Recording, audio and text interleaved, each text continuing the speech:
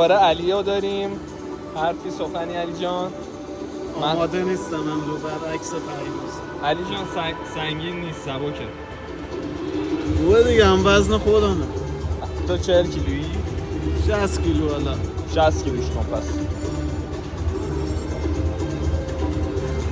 بریم. 1 2 3. چقدر کثیفه. فایده نداره. آرنجه به آفرین. آرنج بیاد جلو دستم مچم خم میشه. نه نمیشه، الان درسته. برو پایین. میری پایین علی یا بکشمت؟ 4 5 4 3 2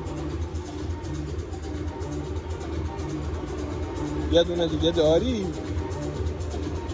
کوچولوی من، سینه‌تو صف کن.